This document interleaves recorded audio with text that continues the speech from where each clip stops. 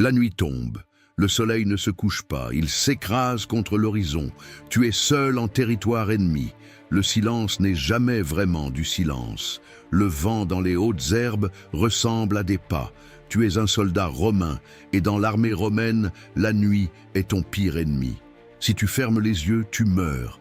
Avant de découvrir ce qui se cache réellement dans l'obscurité, abonne-toi pour ne plus jamais être pris au dépourvu par l'histoire.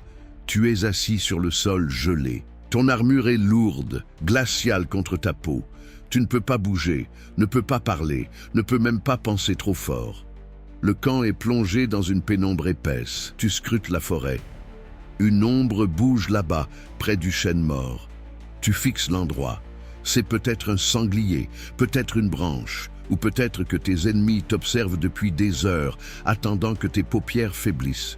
Tu respires lentement, par le nez. Chaque inspiration est un risque. Tu es un soldat romain, et ta survie dépend de ta capacité à ne pas exister dans le noir. Tu entends un craquement, tes muscles se tendent. Ton cœur cogne contre tes côtes, comme un prisonnier cherchant à s'échapper. C'est le moment où la peur devient physique. L'armée romaine t'a appris à combattre, mais elle ne t'a rien appris sur cette paranoïa qui te ronge les nerfs. Quelque chose approche. Ou est-ce ton esprit qui te joue des tours? Dans ce territoire ennemi, la frontière entre la réalité et l'hallucination est fine, trop fine. Le pire n'est pas l'ennemi que tu vois. Le pire, c'est ce que tu imagines. Tu penses aux gardes qui se sont endormis la veille. La sanction est rapide, brutale. Le décurion ne pardonne pas. Si tu dors, tu es condamné. Mais le pire n'est pas là. Imagine une ombre qui se détache du groupe, une présence qui murmure sans mots. Tu ne comprends pas encore, mais la nuit possède ses propres règles. Le soldat romain n'est pas seulement un guerrier, c'est un homme brisé par l'isolement. Ton glaive est à portée de main. Tu sens la poignée en cuir sous tes doigts. Tu te demandes si tu serais capable de réagir assez vite. Le froid devient insupportable. Tes pieds sont insensibles, noyés dans la boue. La discipline militaire est ton seul ancrage, mais elle s'effrite à mesure que les heures s'étirent. Tu guettes encore, une ombre, une autre. Tu es sûr de l'avoir vu, ce mouvement furtif, mais quand tu clignes des yeux, il n'y a rien, rien que l'immensité sombre. Les heures passent. La lune, pâle, éclaire à peine le chemin. Tu te demandes ce que font tes camarades à Rome. Ils dorment, ils mangent, ils vivent. Toi, tu attends, tu écoutes. La forêt grince. Un oiseau de nuit s'envole, faisant battre ton cœur à tout rompre. Tu figes. Trop tard. Quelqu'un ou quelque chose sait que tu es là. Et le pire, ce n'est pas l'ennemi. Abonne-toi, car ce qui suit va changer ta perception de la discipline romaine. La discipline dans l'armée romaine est une cage de fer. Si tu faiblis, tu disparais. Les généraux savent que la peur est une maladie contagieuse. Ils imposent des rondes, des consignes strictes, une routine épuisante pour que tu n'aies pas le temps de réfléchir. Et la nuit, la routine ne suffit plus. Le soldat romain est un humain face à l'inconnu. Tu te souviens des récits autour du feu, des légendes sur les dieux de la forêt qui réclament le sang des intrus. Est-ce que ce sont des mythes ou des avertissements? Tu entends un sifflement. Ce n'est pas le vent. Tu te lèves, doucement, sans bruit. Ton armure ne doit pas cliqueter. La moindre erreur signifie une flèche dans la gorge. Tu avances d'un pas. Le sol craque. Tu t'arrêtes, le souffle court. Tes yeux s'habituent à la noirceur, cherchant des formes, des intentions cachées. La paranoïa est ton unique compagne. Tu te demandes si tes propres frères d'armes ne sont pas aussi terrifiés que toi, cachés derrière leurs boucliers, priant pour que le jour se lève enfin. Le danger est partout, sous tes pieds, dans les arbres, dans ton esprit. L'armée romaine est une machine de guerre parfaite, mais elle ne peut pas anticiper les ténèbres. Les ténèbres sont un territoire sauvage où les grades et les ordres n'ont plus de sens. Ici, c'est ta volonté contre l'obscurité. Et l'obscurité est patiente. Elle attend que tu craques. Elle attend que tu parles, que tu trembles, que tu tombes. Tu réalises alors que Rome ne te protège pas. Elle t'utilise. Chaque nuit en territoire ennemi est une épreuve psychologique que personne ne raconte dans les livres d'histoire. On parle de tactique, de phalange, de conquête, mais jamais du poids du silence. le poids d'une nuit sans fin. Tu te sens minuscule. Un pion sur un échiquier géant, perdu dans une forêt qui ne veut pas de toi. Ton esprit s'échappe. Tu penses à ta maison, à la lumière. Ici, il n'y a que le froid et la peur. Un nouveau craquement, plus proche. Cette fois, tu es certain. Ce ne sont pas tes nerfs. Quelque chose bouge là-bas à quelques mètres. Tu serres ton glaive. Tes mains sont moites malgré le froid. La tension est électrique. Tu es prêt à frapper, prêt à mourir. Et le silence revient, plus lourd qu'avant. Tu es seul, toujours seul. La nuit ne tue pas toujours par le glaive. Elle tue par l'attente. Elle te grignote, morceau après morceau, jusqu'à ce qu'il ne reste plus qu'une ombre parmi les autres. À Rome, tu survivais au combat, mais pas à la nuit, toute la nuit, où tu aurais craqué sous la pression de l'invisible. Abonne-toi pour affronter les prochaines leçons de l'histoire ancienne. Ton cœur martèle ta poitrine, avec une violence inouïe, résonnant contre tes côtes comme un tambour de guerre dont le rythme s'accélère à mesure que l'inconnu se densifie. Tu n'es plus un soldat de Rome. Tu n'es plus cette unité disciplinée qui fait trembler les nations. Tu es redevenu un animal acculé, un pion dérisoire dont l'instinct de survie a pris le pas sur le devoir. Le silence qui s'est réinstallé après le dernier craquement est pire qu'un cri. C'est un silence actif, un prédateur qui observe, qui soupèse, qui évalue la profondeur de ton effroi. Tu réalises soudainement que la forêt ne cherche pas simplement à te tuer, elle cherche à dévorer ton identité. Elle se nourrit de cette discipline romaine que l'on t'a inculquée à coups de fouet et de répétitions infinies.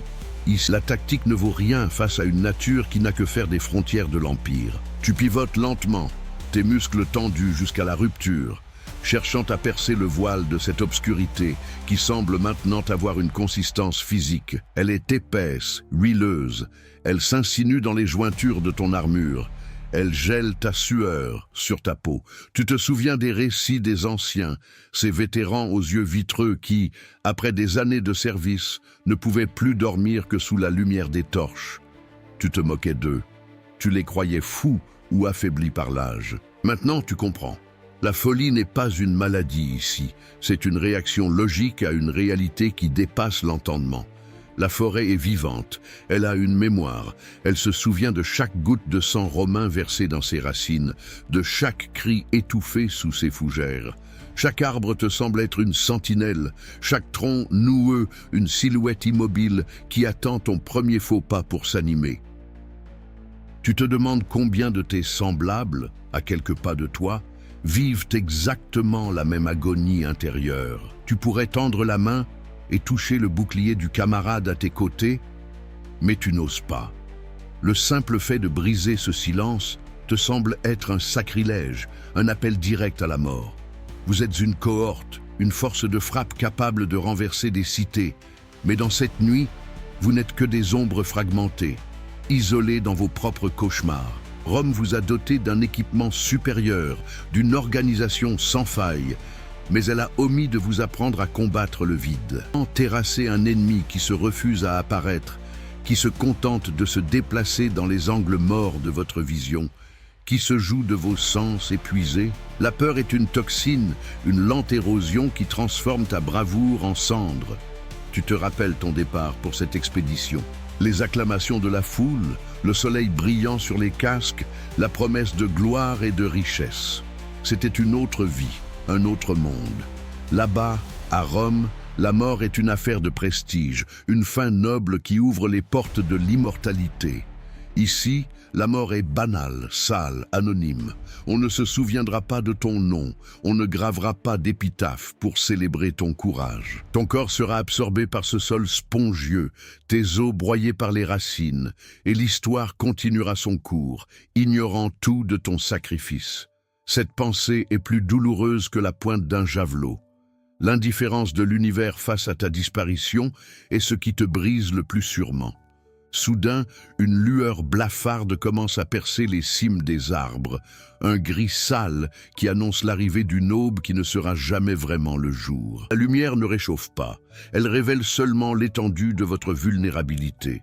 Les visages de tes compagnons apparaissent enfin, défaits, cernés, les traits tirés par une nuit de terreur pure. Vous vous regardez sans un mot, cherchant dans les yeux de l'autre une once de certitude, une confirmation que vous êtes toujours vivant.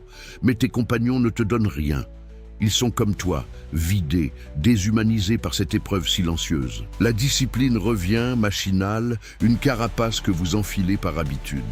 Vous vous remettez en marche, le pas lourd, les yeux fixés sur les talons de celui qui précède, évitant de regarder les fourrés, évitant de se demander ce qui a pu rôder autour de vous pendant ces heures interminables. Vous continuez votre progression, mais quelque chose a changé. Vous portez en vous une marque indélébile. Vous savez désormais que la puissance romaine n'est qu'un décor fragile, dressé contre les forces primitives du monde. Chaque pas que vous faites est désormais empreint d'une méfiance nouvelle, d'une conscience aiguë de votre propre finitude. Vous ne marchez plus pour la conquête, vous marchez pour échapper à cette forêt qui vous a observé, jugé et, d'une certaine manière, vaincu. La nuit vous a pris quelque chose de précieux, cette illusion de contrôle qui fait la force de l'homme civilisé. En sortant de cette zone boisée, lorsque le soleil finit par percer plus franchement les nuages, tu respires enfin, mais l'air te semble insipide. Tu as survécu à la nuit, oui, mais tu ne seras plus jamais le soldat que tu étais hier. Tu as vu au-delà du voile. Tu as compris que le monde est bien plus vaste et bien plus hostile que ne le disent les chroniques impériales. Tu te retournes une dernière fois vers la lisière sombre, cette gueule béante qui vient de te recracher. Tu sais que tôt ou tard, un autre devra affronter ce silence, un autre devra subir cette épreuve psychologique que personne ne raconte, cette guerre de l'ombre où l'on combat ses propres démons plus que l'ennemi en chair et en os. Tu marches maintenant d'un pas plus résolu, mais ton esprit est encore là-bas, parmi les fougères et le brouillard, dans l'attente de ce craquement qui n'a jamais abouti à une attaque. Tu réalises que la véritable leçon de Rome n'est pas dans ses victoires éclatantes, mais dans ces moments de solitude absolue où l'homme est confronté à sa propre petitesse. Tu fais partie de cette légion qui a appris la valeur du silence, la peur du vide et la fragilité de la vie humaine face à l'immensité du monde sauvage. La route est longue devant toi, et bien que le soleil brille, une part de ton âme restera à jamais piégée dans cette forêt, attendant le prochain craquement, le prochain frisson, la prochaine nuit sans fin. C'est le destin de ceux qui servent l'Empire, être les gardiens d'un ordre qui ne peut jamais tout à fait dompter l'obscurité. Tu es un survivant, un témoin, un soldat de l'ombre, et chaque jour qui suivra sera une victoire contre le souvenir de cette nuit, une victoire fragile que tu devras reconquérir à chaque aube, en espérant que, cette fois, le silence ne sera pas le présage d'une fin que tu ne pourras plus éviter. Ton voyage continue, non plus vers une conquête territoriale, mais vers cette acceptation amère de la condition humaine, ce combat sans fin contre ceux qui, dans les recoins les plus profonds de l'existence, refusent obstinément de plier le genou devant la grandeur de Rome. Et tandis que tes bottes frappent le sol avec une régularité retrouvée, tu sais désormais que le danger ne réside pas dans les armes, mais dans ce qui se cache dans le creux de ton propre silence, cette part de toi qui, depuis cette nuit, ne dort plus tout à fait, toujours à l'affût, toujours à l'écoute, toujours prête à affronter l'inévitable obscurité qui, un jour ou l'autre, finira par réclamer son dû. Tu avances, le glaive au côté, l'esprit en alerte, conscient que la paix n'est qu'un sursis accordé par une nature qui a tout le temps nécessaire pour effacer les traces de ceux qui ont osé défier son immense indifférence. C'est là, dans cette lucidité désespérée, que réside la véritable âme du soldat, celle que les livres omettent de décrire, mais que chaque homme, ayant foulé ces terres lointaines, garde enfoui tout au fond de sa mémoire. Un secret noir, une cicatrice invisible, un rappel constant que sous le vernis de la civilisation demeure une forêt, un silence et une attente qui ne meurt jamais. Ton chemin est tracé, mais le poids de la nuit t'accompagne. Une ombre inséparable qui te rappelle que malgré tes efforts, tu n'es qu'une étincelle sur le point de s'éteindre dans le souffle glacé de l'histoire. Il te reste encore des lieues à parcourir avant de retrouver le foyer. Mais tu sais que même au cœur de Rome, sous les portiques de marbre et le soleil triomphant, Tu chercheras toujours le craquement dans le silence. Tu guetteras toujours l'ombre dans le coin de ton regard, car tu es de ceux qui ont vu le visage de la nuit, et cette vision ne s'efface jamais. Tu es le témoin de l'éphémère, le gardien du souvenir, le soldat qui a compris que la plus grande bataille n'est pas celle que l'on mène contre l'ennemi, mais celle que l'on livre contre soi-même pour ne pas sombrer dans le néant. Rome continue, le monde tourne, mais pour toi l'aube n'est qu'une trêve, une pause dans une guerre qui se déroule au-delà des yeux, au-delà des mots, là où le silence règne en maître absolu. Là où chaque soldat est enfin et irrémédiablement seul face à son destin.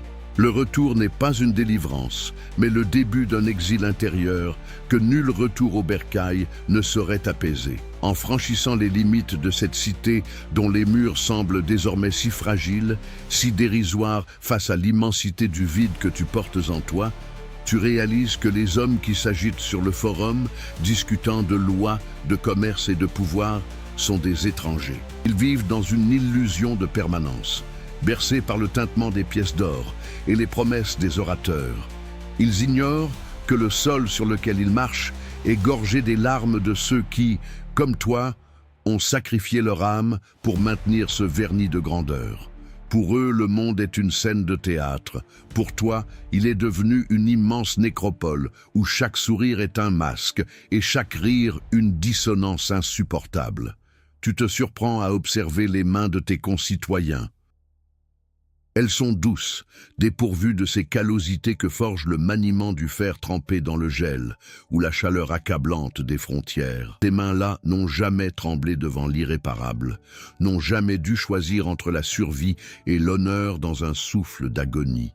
Cet écart, ce fossé sémantique et sensoriel, creuse en toi un décalage qui te rend invisible à leurs yeux. Tu es le revenant qui parcourt les rues pavées, le spectre qui hante les banquets, incapable de partager la légèreté de ceux qui n'ont jamais senti le souffle de la mort leur frôler l'échine. La cité, autrefois but ultime de ton voyage, n'est plus qu'une architecture de pierre froide, une coquille vide dont l'éclat te blesse. Pourtant, c'est précisément dans cette incompréhension que tu trouves une forme de liberté amère. Puisque personne ne peut comprendre ce que tu as vu, tu n'as plus à rendre de compte aux hommes, seulement à cette part de toi, devenue étrangère au monde des vivants. Tu réalises, au détour d'une ruelle sombre, que cette guerre contre toi-même ne s'achèvera jamais et que cette acceptation est ta véritable victoire. Le soldat n'est pas celui qui revient, mais celui qui accepte de ne jamais être rentré, celui qui porte sa frontière avec lui, partout où ses pas le mènent. Le crépuscule tombe sur Rome, les ombres s'étirent et dévorent les colonnes, et dans ce spectacle quotidien, tu retrouves enfin une forme de paix. La nuit, ton allié de toujours, reprend ses droits. Tu fermes les yeux, et pour la première fois depuis des années, tu n'attends plus rien de l'aube. Tu es chez toi, au cœur de ton propre désert.